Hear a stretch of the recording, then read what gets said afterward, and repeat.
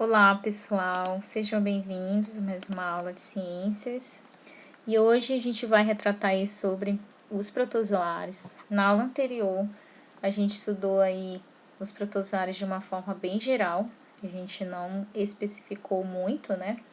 Mas aqui a gente vai trabalhar de uma forma voltada mais para eles e falando um pouco das características. E na outra aula a gente vai falar um pouco sobre as doenças. Então, nós temos aí, então, o grupo dos protozoários. Eles realizam reprodução assexuada, mas eles também realizam a reprodução sexuada. Na reprodução assexuada, é aquele mesmo princípio, tá, gente? Um ser unicelular, no caso aí, simplesmente vai ocorrer um processo de divisão, aqui, como vocês podem ver, né? É igual como ocorre nas bactérias. Então, nós temos aqui uma ameba. Essa ameba, ela duplica aqui o núcleo, duplica o citoplasma e forma aqui duas células filhas. Então, na verdade, esse processo aqui é um processo de clonagem, tá?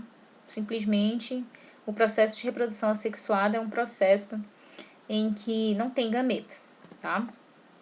Na reprodução sexuada já existe a produção de gametas, mas isso é uma coisa que a gente vai discutir não agora, nesse momento, mas em outras aulas.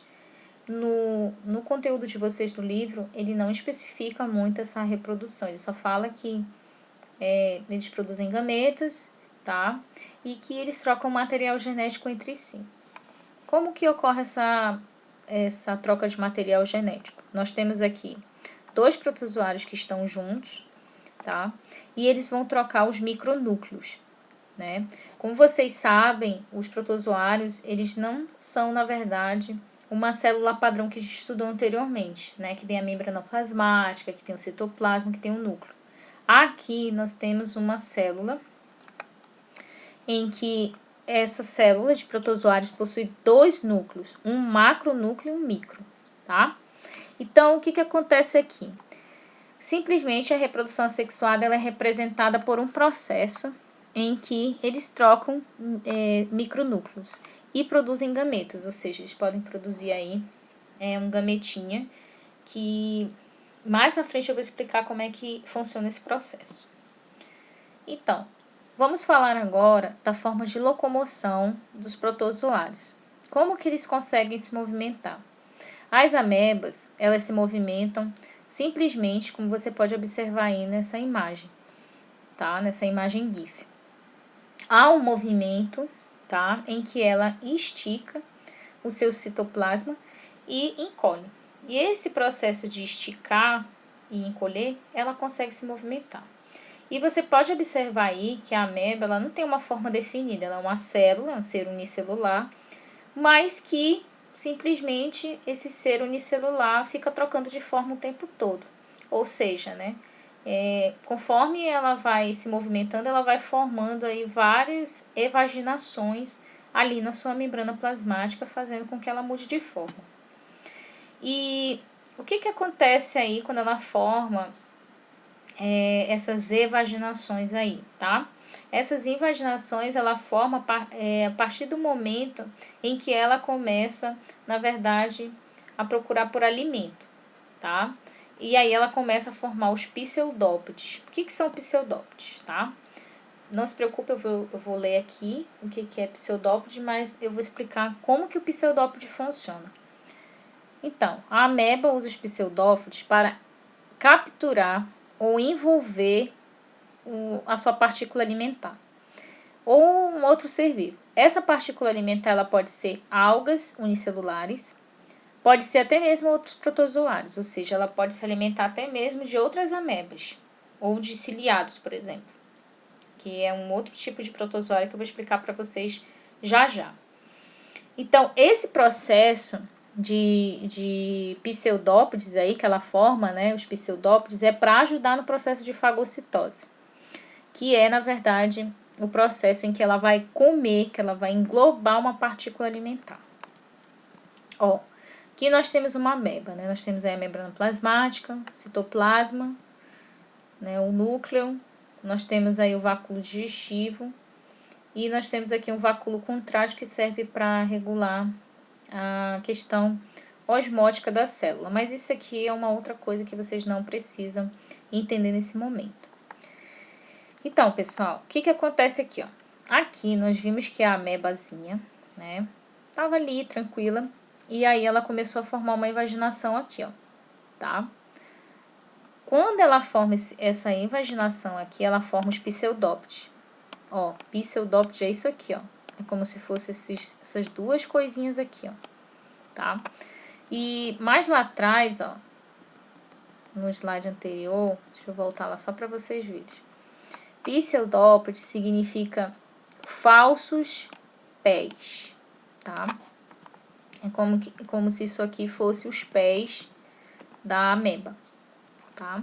E aí ela utiliza esses pés para englobar essa partícula alimentar aqui, que pode ser qualquer coisa, pode ser uma alga, pode ser um próprio protozoário, tá?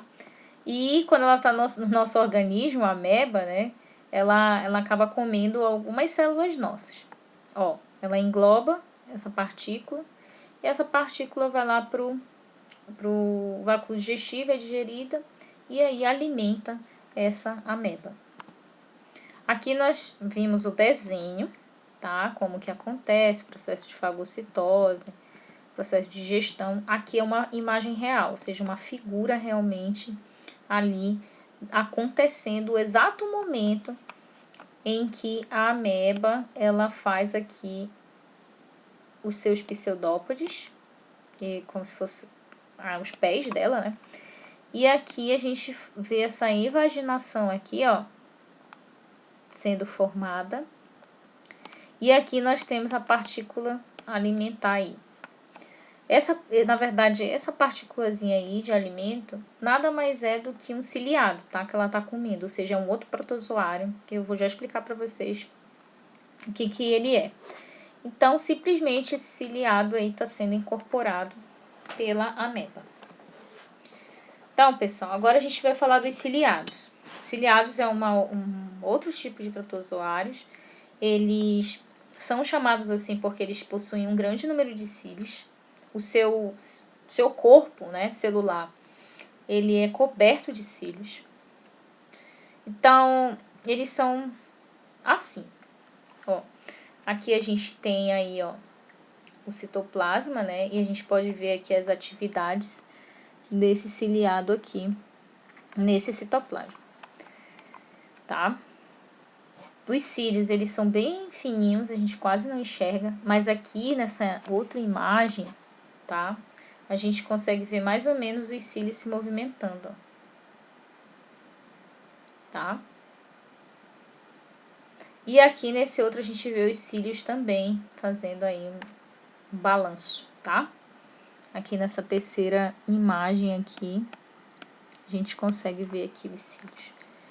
Então, gente, como a água, né, na verdade, vai de encontro a esses protozoários, os cílios acabam se movimentando e, na verdade, eles funcionam como se fossem remos, para que eles possam se movimentar e se deslocar no ambiente aquoso, ou seja, né, no ambiente que tenha líquido.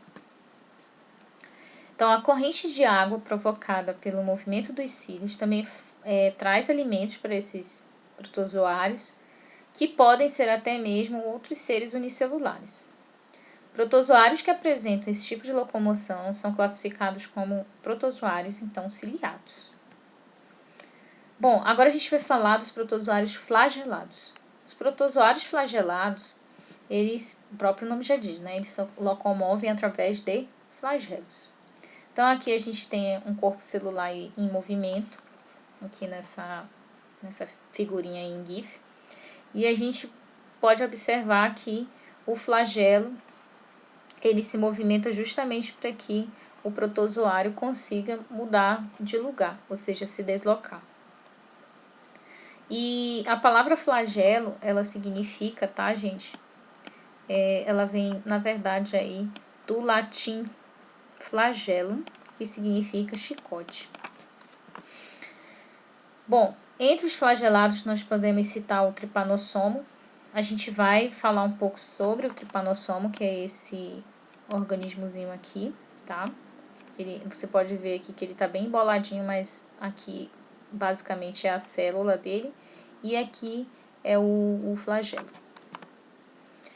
Assim como existem todos esses outros que eu mostrei para vocês, existem os protozoários que não tem nenhuma estrutura de locomoção, não tem flagelo, não tem cílio, não tem pseudópodes, nada disso. É o caso do plasmódio. A gente vai falar também sobre o plasmódio. Ele é, na verdade, aí o causador da doença conhecida como malária. E a gente vai ter aí um estudo voltado para essas doenças ocasionadas por esses protozoários, tá? E aí você vai entender também como é a forma de locomoção dele em muitos sentidos. Ou seja, de todos esses que a gente estudou, tá? Então, pessoal, a gente fica por aqui por enquanto. E na próxima aula gravada a gente continua nosso assunto falando um pouco sobre os protozoários e a saúde. Um abraço para vocês e até a próxima.